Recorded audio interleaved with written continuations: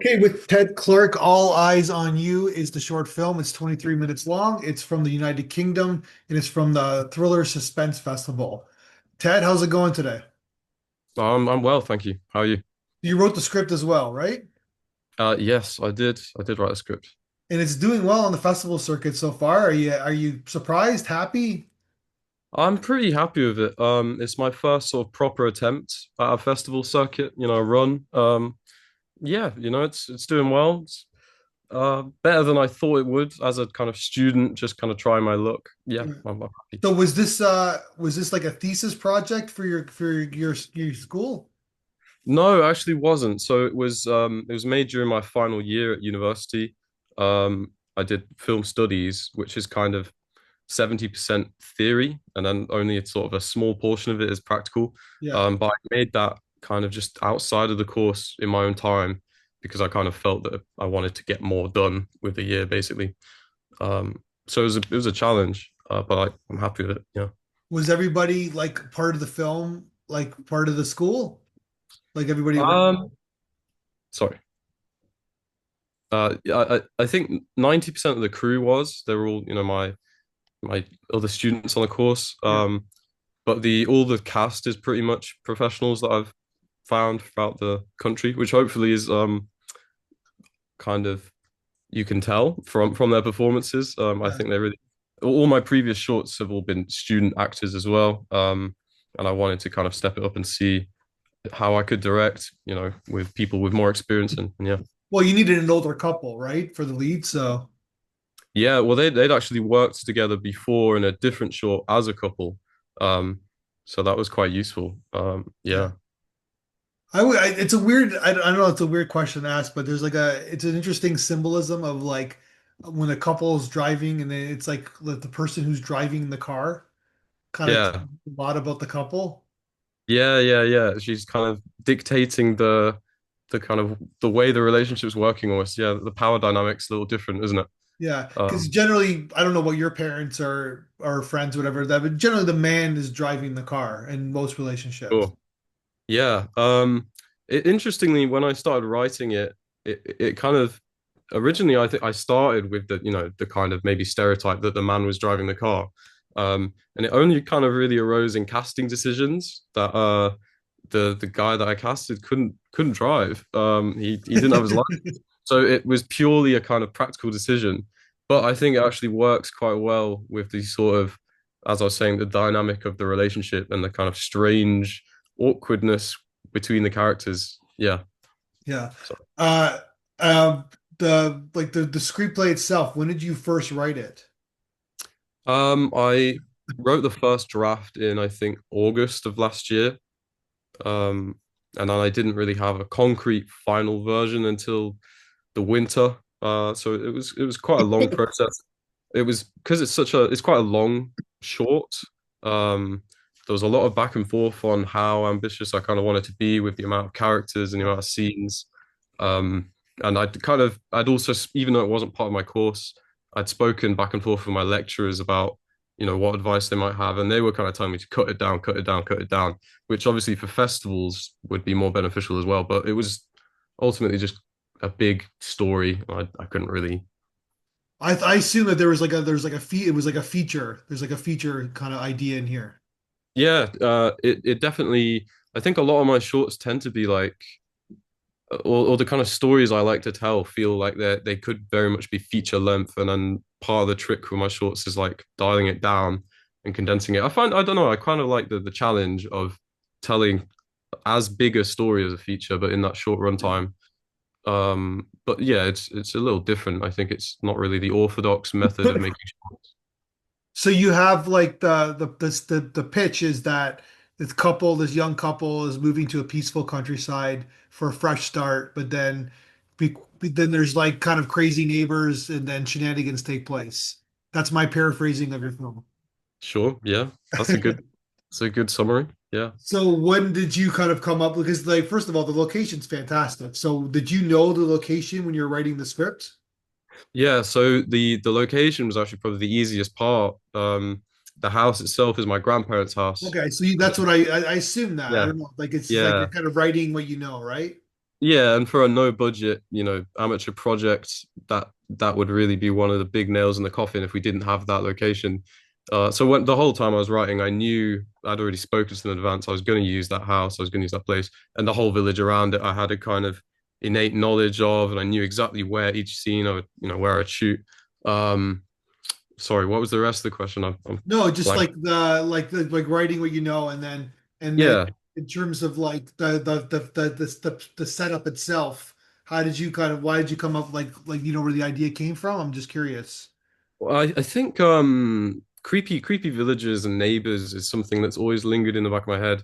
A lot of people have kind of labeled it a bit David Lynch-esque, and I'm very into those sorts of characters, supporting characters specifically being just super odd and off. And I think basically I was interested in the idea of when you've kind of done something wrong, or if you know that you've made a mistake or something, I Yeah, feel like the way you perceive people treating you is very different.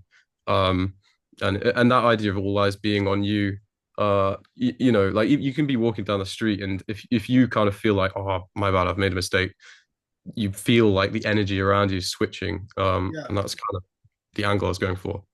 gotcha.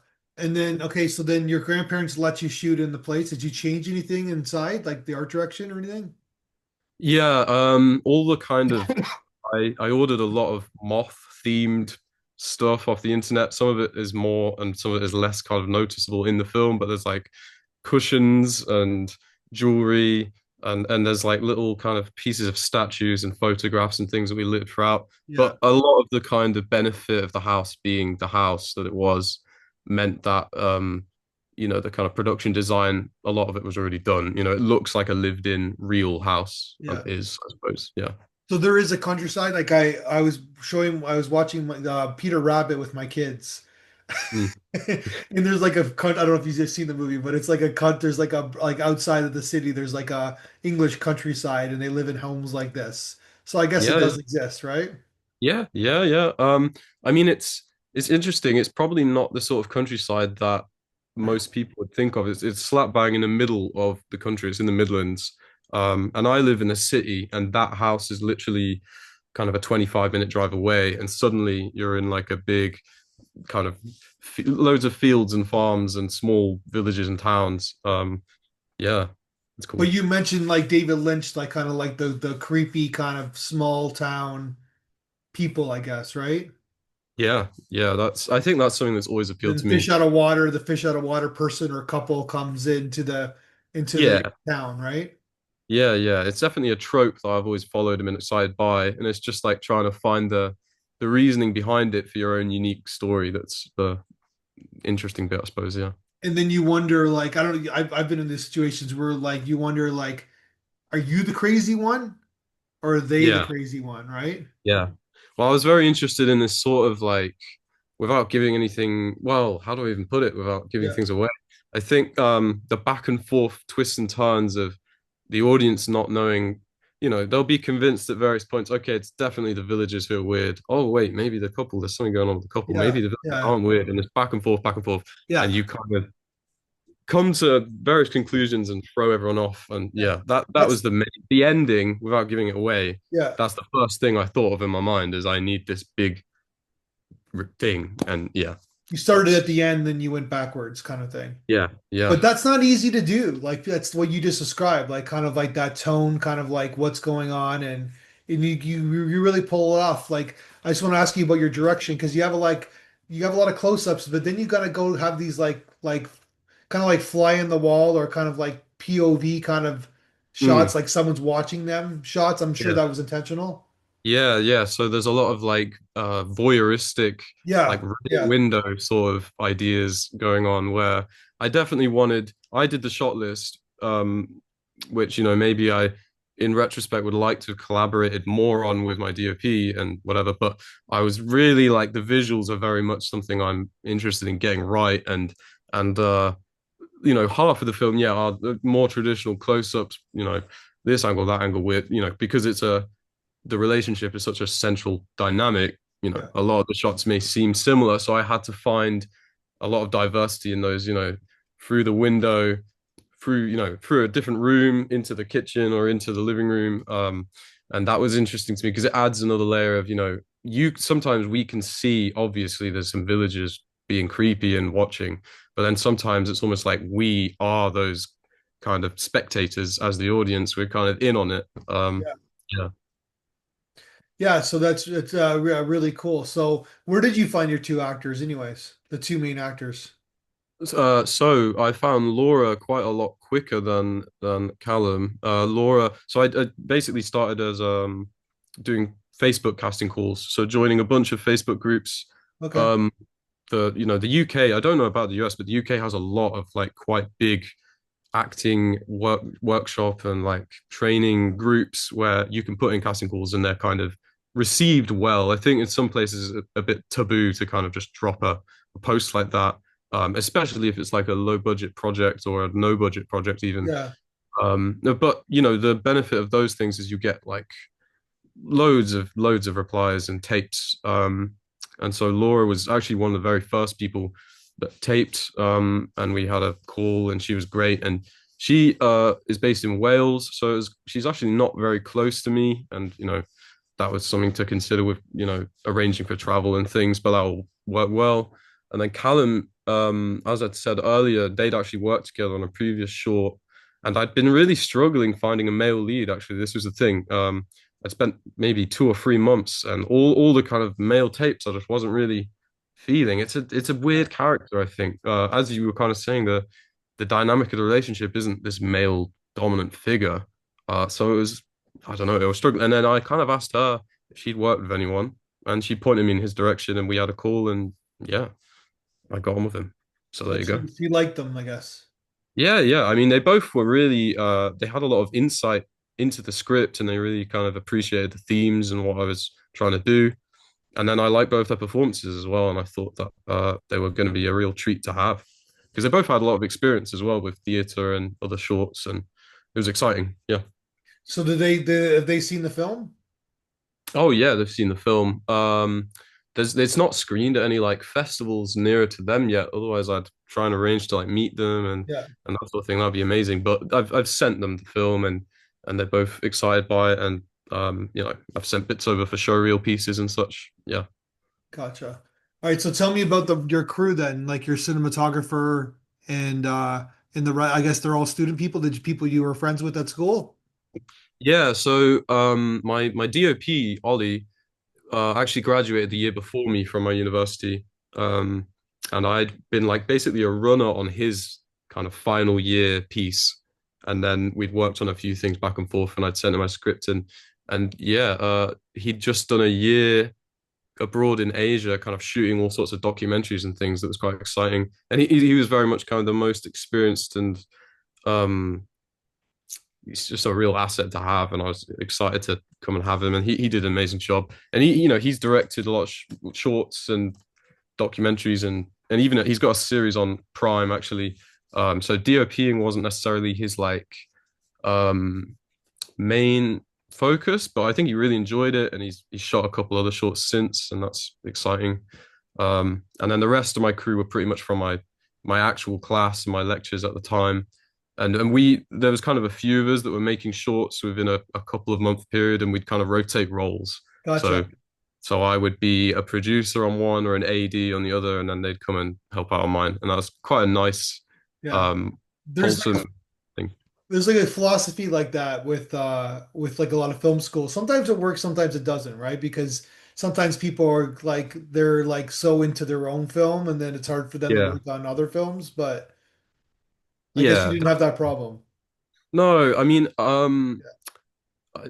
mine was kind of in the middle. So we did like a Yeah. block of three shorts, and there was one before mine and mine in the middle, and then my other friends right at the end, and that one was like right in the middle of our deadlines and things. And that one was like so hectic because everyone was probably a bit burned out from the other two. And I Sure. kind it feels a bit selfish, and I've already joked about this before, but like the first one being before mine, at first I was like, oh man, I want to shoot mine, but it kind of is a bit of a blessing because we'd all kind of Learn got from your into the mistakes, zone a right? few Yeah. weeks prior. Yeah, yeah. And we knew what we were doing, and so we arrived on mine, and the excitement's still there. And yeah, it worked out quite well for me in retrospect, I think. Yeah. Yeah, you hit your peak, right? Like you don't like you like you get all the butterflies out of your stomach, and you get like Yeah. kind of get the insecurity and the unknown out of the way, and then Yeah. yeah, and you're burned out, like you're overtired, right?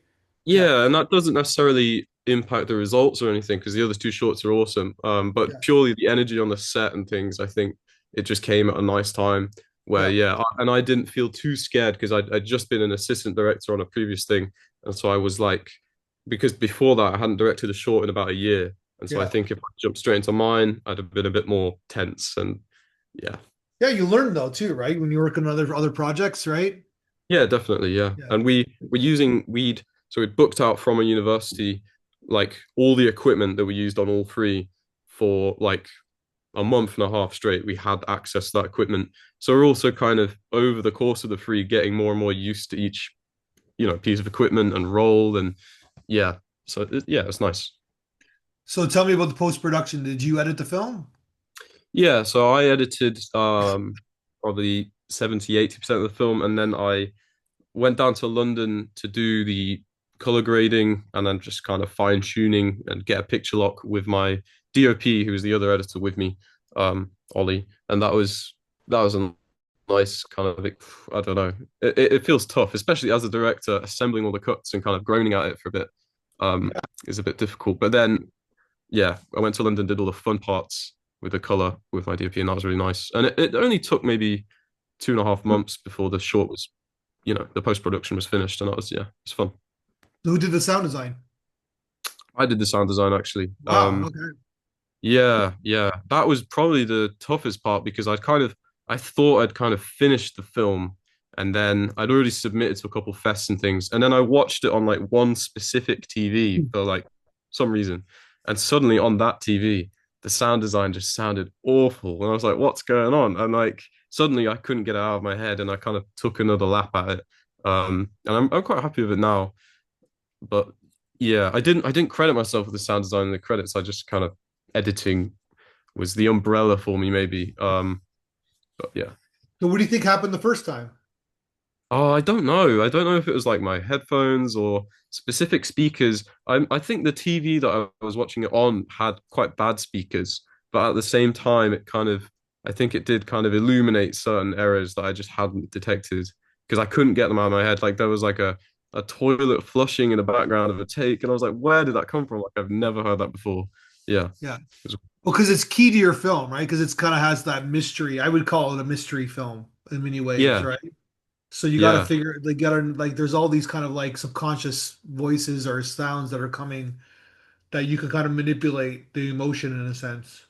Yeah, yeah. I think the sound's actually probably one of the strongest pieces of it now. I can look Yeah. back on it. But yeah, there was a midpoint where I was scared of it. And the music, the score and everything, I'm really happy with that. I didn't do the score. So who did But the score? so Thomas Pierce did the score, who I only actually met in person maybe 2 months ago. So long after we'd finished all the film stuff. Yeah. But my friend Ollie that I'd mentioned, he'd scored his shorts and other projects. And so I'd got in touch with him a couple years ago for a different short that he did for me. And we just have like a really fun relationship. We'll just hop on a video call and get excited about film stuff every few months. And yeah, yeah, he's good. I enjoy Was it with him. Ollie also like, he was also in the film as well? Was he Yes, acting in the yes, film? yes. So he's Jack. I don't know how much I can say about crazy spoilers or, but he's Yeah. third act flashback character.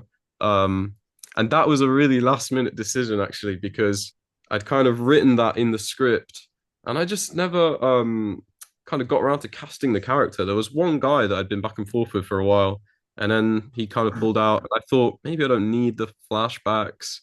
But then we had like extra time because we actually finished that day's scenes early, and it was like great. And then I was like, well, maybe we should try and do this. And I didn't want to do it. I think I'm a bit too fresh faced looking. And he's a little older than me. So he was like, yeah, I'll give it a go. And just fully improvised a kind of quite That's fun. great. And now he landed in the film. Yeah. Yeah. So the film, like I said, the film's doing well. You should congratulate yourself for that. It's a really nice tone and pace film. Not these are not easy films to do, and you kind of nailed it. And because everything's got to go right in terms of Mm, your lighting, and your like we talked about the sound design, of course, the performances, and there's got to be that like the audience has to care about what is happening, I guess, right? Like what's going to yeah. happen next. Yeah. It's weird. Yeah, there's no action or kind of direct crazy attention, like retention kind of design stuff. It's all in the mystery and weirdness of the setting and the characters. And I think we pulled it off, to be fair. I'm at that stage where I don't love watching it just because it's my work. But I can happily show it to people, without thinking they'll hate it. So what's next for you? What are you doing now? Well, so I finished my first degree. I'm currently doing a master's degree, which is only a year, in film production, which is a little more practical. So I kind of hope to direct 2 to 3 more shorts this year, this academic year rather than in the Yeah, next month. Um, and basically, we'll see how the festival circuit goes for this and those. And I want to make shorter things is my other. I've written a script at the moment that's only kind of 5 pages long. yeah, Because one thing I have learned, even though I'm happy with the festival kind of reception for this, is that obviously the shorter the better. yeah, If I can make something really fun and short and concise, that will hopefully be received well. And then once I've graduated from this second degree, I kind of want to, because at that point I'll be a bit more on my own, and I've made quite a few shorts at that point. I want to start thinking about gravitating towards a feature, basically, because I'll be putting my own resources into it at that point. I don't have access to the equipment or the crew as easily as I do currently. So if yeah. I've got to spend money, I'd rather spend it on something a bit more commercially viable, and a feature. Yeah. Great. Well, I wish you the best of luck. You're great at this genre right here, and make sure you keep making movies, Oh, which I thank you guess very you are. much. Oh, I appreciate you talking to me. Yeah, it's been fun. Yeah. All right, let's talk again when you make your next film. Excellent. That sounds good.